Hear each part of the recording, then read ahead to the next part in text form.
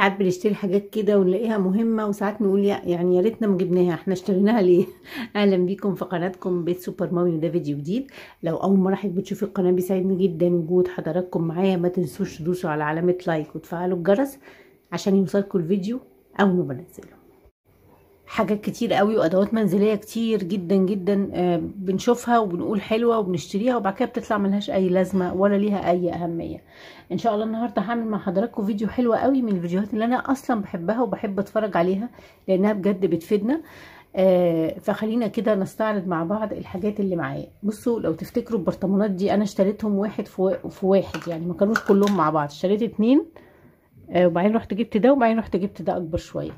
دول على فكرة محكمين لغلق جدا. انتوا عارفين القهوة والحاجات دي ريحتها بتروح، فلا محكمين الغلق جدا يعني ما شاء الله. بصوا فيهم جوان هنا اهو اهو، بيحافظ على الحاجات، ده غير ان هم زجاجيين. فانصحكم لو لقيتوهم ان انتوا تشتروهم، يعني حلوين قوي في تخزين التوابل، القهوه، الشاي، السكر ما بيرطبش ابدا. السكر، القهوه بتفضل ريحتها حلوه، الشاي بيفضل ليه ريحه حلوه.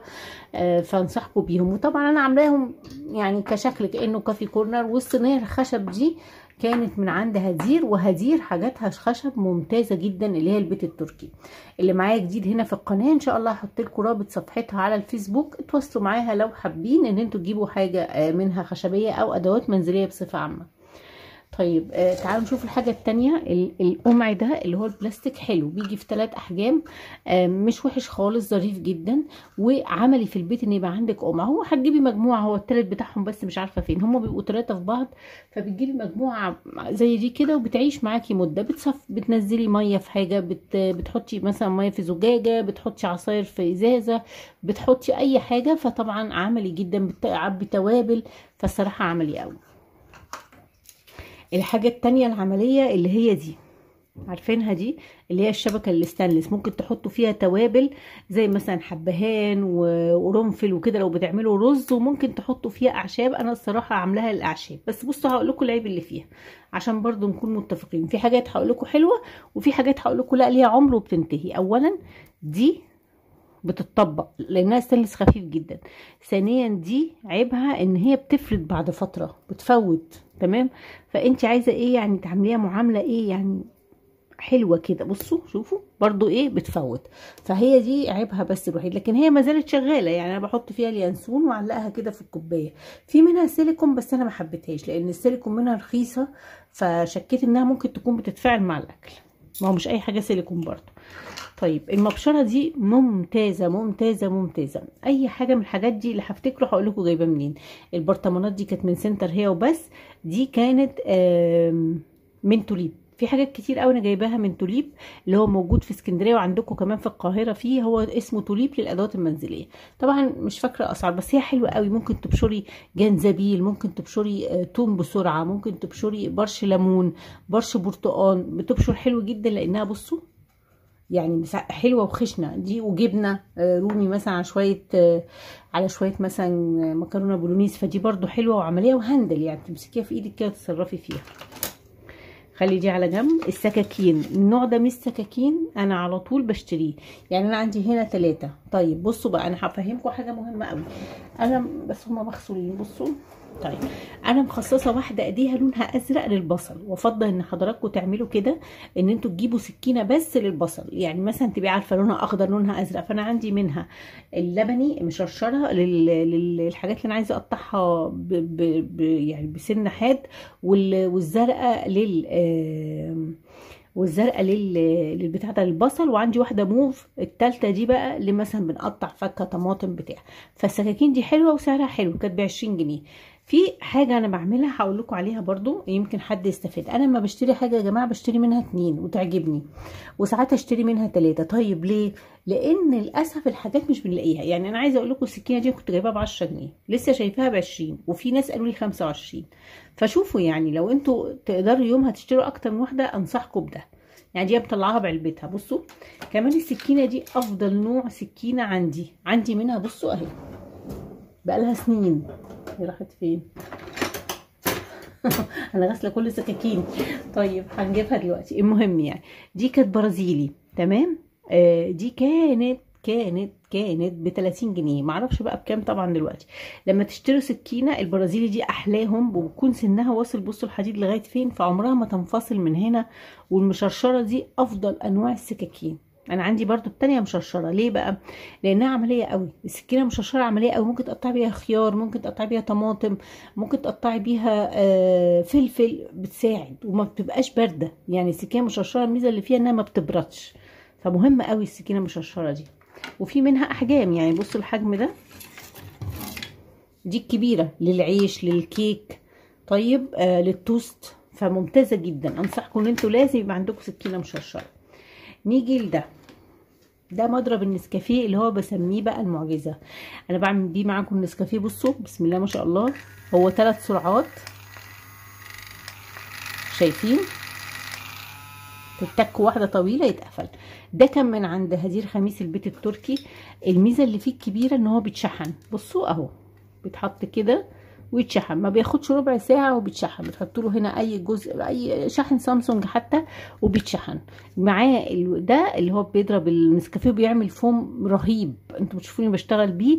وفي منه واحد تاني للبيت، بس انا استخدمش غير ده بس للنسكافيه، تمام. فده كان تقريبا سعره ب 200، بس يستاهل يستاهل يستاهل. ليه بقى؟ لانه مش ببطاريات وكده، فعملي. اي حاجه حاليا عايزين تشتروها اشتروها بتتشحن، لانها هتوفر معاكم كتير جدا. طيب دي، هو انا الصراحه يعني دي كانت جايه ايام ما كنت بجيب جبنه بريزيدون، فعندي منهم 3 كانت بتبقى هدايا، بس دي موجوده اللي هي بتفرد المربى الجبن، ممتازه قوي. بصوا اهي، بس دول كانوا هديه على بريزيدون من زمان، عندي منهم 3.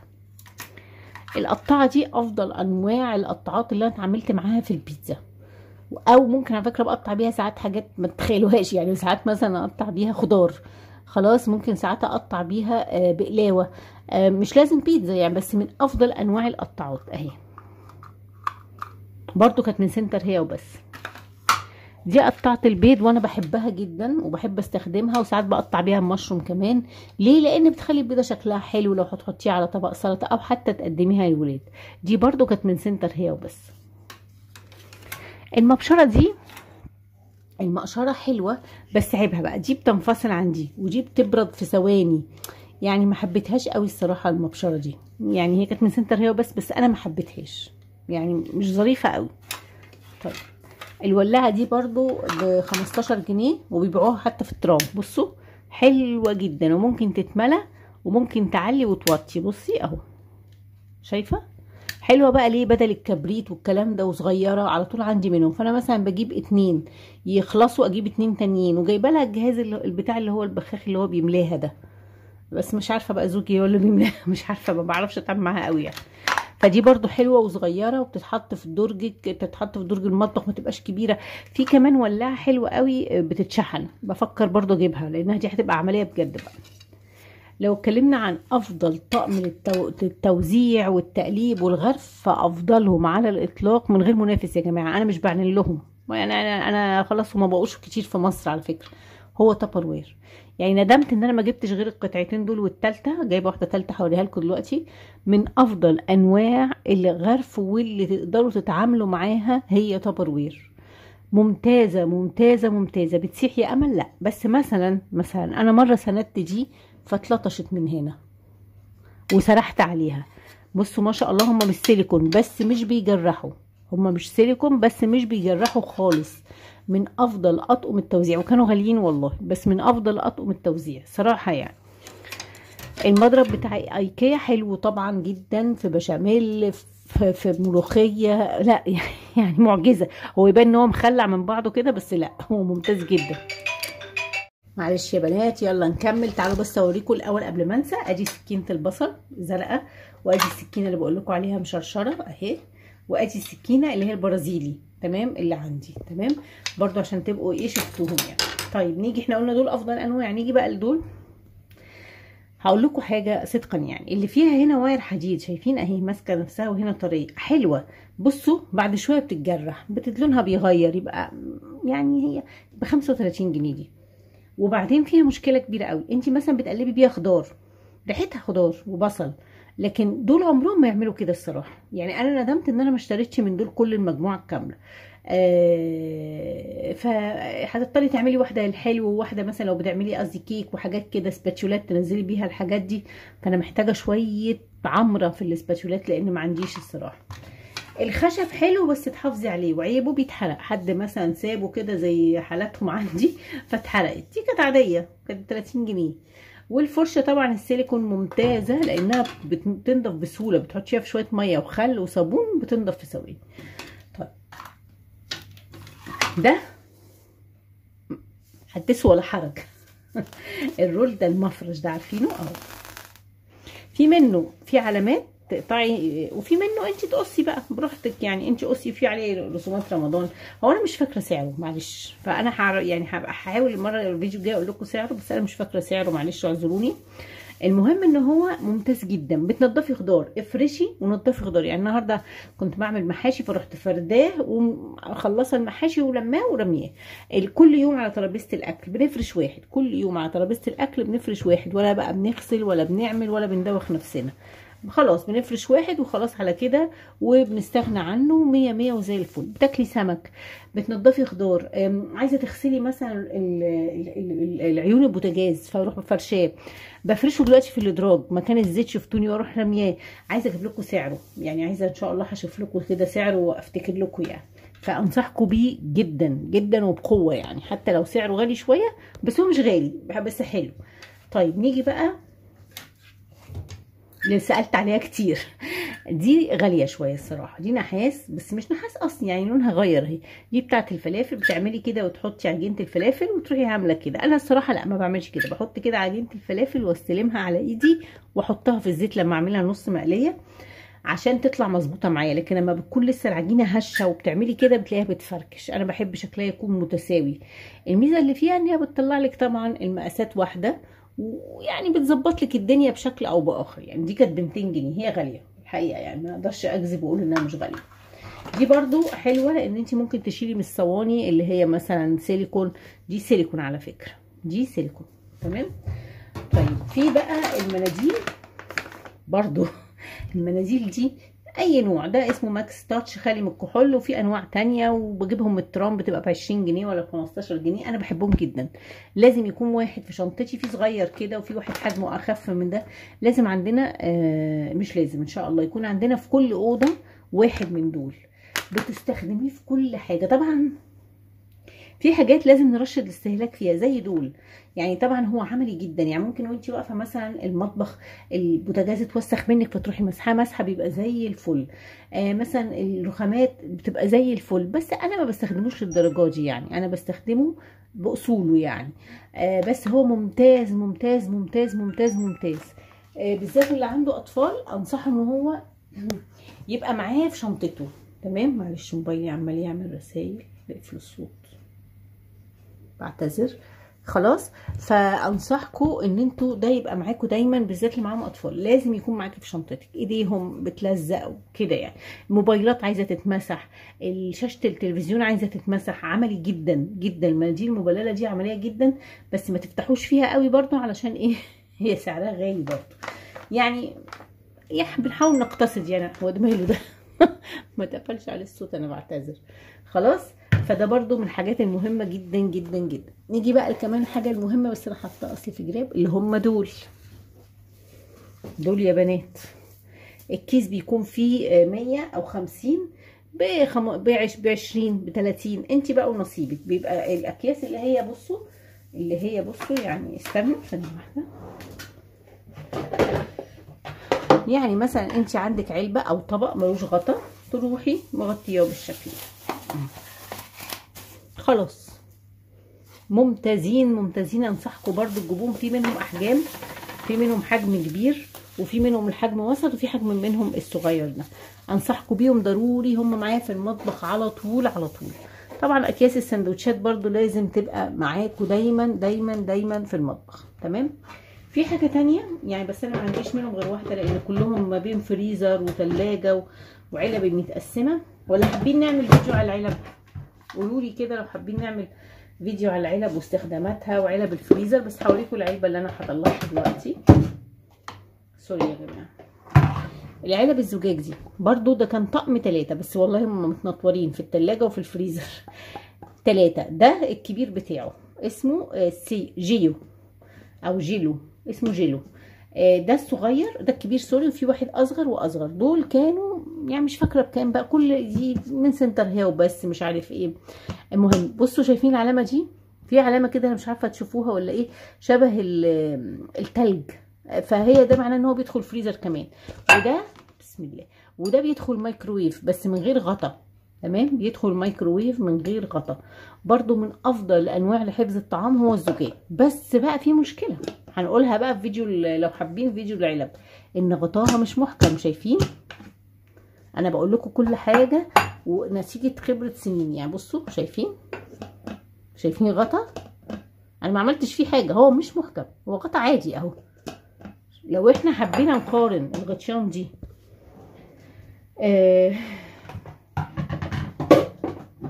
اوريكم العلبه الثانيه بتاعه التبروير في القفل والفتح. بصوا ادي علبه تبروير كنوع من انواع التشويق يعني. فانا لو حبيت اقفلها هعمل ازاي؟ كده كده ما اتقفلتش. بصوا عاليه ازاي من هنا. لا انا هعمل كده، بصوا حطوا فيها ميه عمرها ما هتنزل. لا العلب دي موضوع هنبقى نتكلم عليه بعدين يعني. بس لو انت عايزه طقم زجاجي ومش وحش هو ده، بس غطاه اهو مش محكم عشان ما بقاش كذاب. خلينا بقى في فيديو تاني نبقى ان شاء الله نتكلم عليه. في حاجه تانية حلوه قوي هوريها لحضراتكم.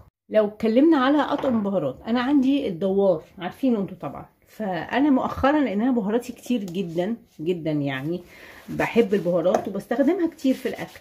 فانا جبت دول ال3 كانوا لا العلبه فيها 3 كانوا ب 30 جنيه او ب 25 جنيه اهو، 50 مللي. دول بلاستيك كليريك خلاص. والستيكر ده برضو انصحكم بيه جدا، انا عايزه الاقيه، لو لقيته هقول لكم، لو انتوا تعرفوا مكانه قولوا لي.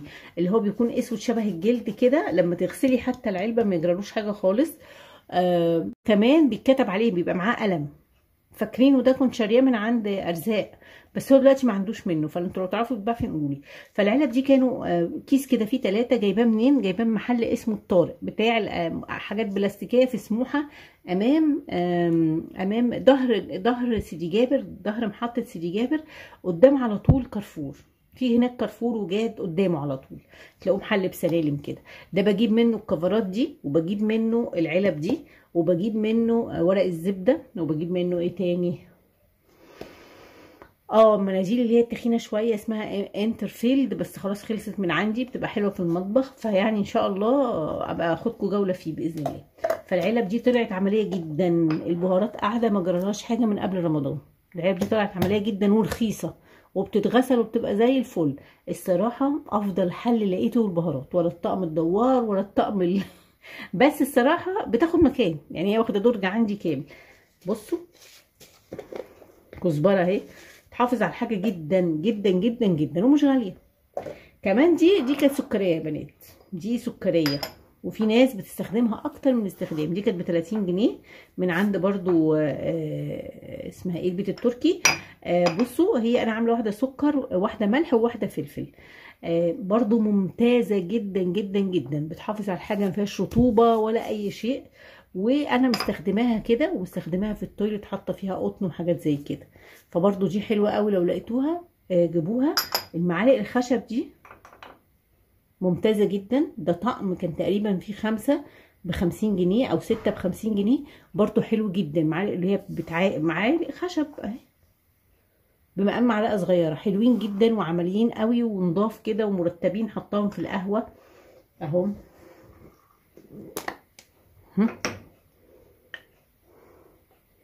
فحلوين قوي برضو، يعني لو لقيتوهم برضو اشتروهم، احلى من البلاستيك وانضف ومناسبه يعني.